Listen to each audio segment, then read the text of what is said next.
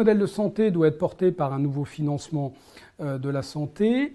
Et ce nouveau financement passe d'abord par une nouvelle architecture de financement. Il faut sortir de ce système à 2 étages que l'on sait, la Cour des comptes l'a encore montré en juin dernier, qui est extrêmement coûteux en dépenses administratives, plus de 15 milliards. On a quasiment le record du monde avec près de 6% des dépenses totales en dépenses administratives, qui est illisible pour le citoyen, qui est extrêmement inégalitaire et qui est assez peu efficace dans la couverture du risque quand on voit l'importance des renoncements aux soins pour raisons financières. Donc il faut en sortir.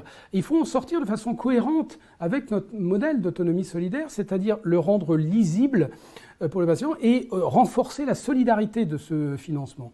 Donc ce que l'on propose, c'est de passer à un système à un seul étage avec un seul financeur par prestation de santé, tout en restant un petit peu dans la proportion actuelle de la part de financement de la sécurité sociale. Tout ça est un grand débat, mais on pense que les quelques 78 à 79% couverts par l'assurance santé aujourd'hui doivent rester à peu près cette proportion-là, mais ça va être le seul financeur pour l'essentiel des soins de santé, tout ce qui est lié au médical par exemple, aux médicaments innovants, évidemment à tout ce sont les soins hospitaliers.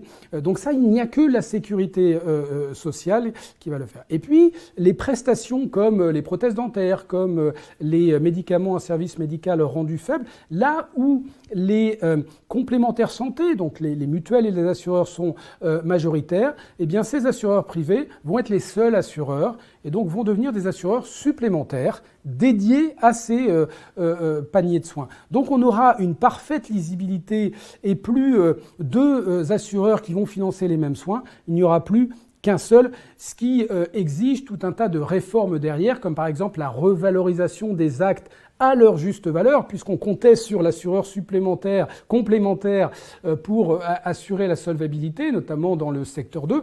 Tout ça doit être transformé.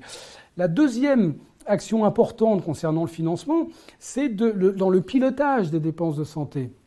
Puisqu'on voit bien que cet ONDAM, qui a une logique par rapport au modèle actuel, c'est-à-dire c'est un dispositif qui part de l'offre de santé, dépenses hospitalières, dépenses de ville, dépenses du médico-social. Eh bien, on va proposer un dispositif, l'objectif national de dépenses d'assurance santé, qui va partir des besoins de santé, notamment en utilisant le dossier chargé produit qui est remarquablement constitué par l'assurance maladie actuelle tous les ans et qui permet de constituer des objectifs de dépenses à partir des besoins, des dépenses de patients chroniques, des dépenses de prévention, des dépenses de recherche médicale. Et donc à partir de là, on va construire un dispositif qui va prévoir des dépenses pour répondre aux besoins. La troisième réforme à apporter sur le financement, ce sont les modes de financement. Et là, il faut avoir une réflexion cohérente et commune à l'ensemble des secteurs. On ne peut pas réfléchir sur la T2A d'un côté et puis le paiement à l'acte de l'autre.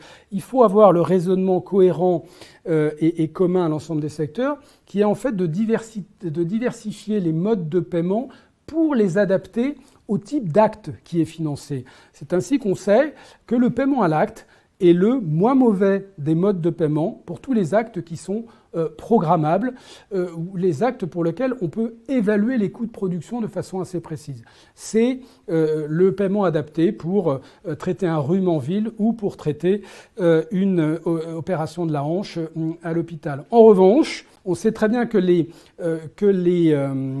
la coordination des patients chroniques, comme certaines actions de santé publique, type la permanence des soins, doivent être financés par des forfaits. Et troisième mode de financement, c'est ce qu'on appelle la capitation ajustée, qui permet aux médecins, selon un cahier des charges qui est adapté au type de patient, puisqu'on sait qu'il faut passer plus de temps pour les patients âgés en matière de prévention, va lui garantir un revenu supplémentaire sous forme d'une capitation annuelle pour gérer, pour faire rester en bonne santé sa patientèle. Donc on voit que ces trois modes de financement, qui sont souvent un petit peu craints par les professionnels de santé, cette diversification, mais en fait va sensiblement améliorer leurs revenus au cours du temps, puisque l'ensemble de ce qu'ils font aujourd'hui va véritablement être rémunéré et être reconnu par un mode de financement adapté.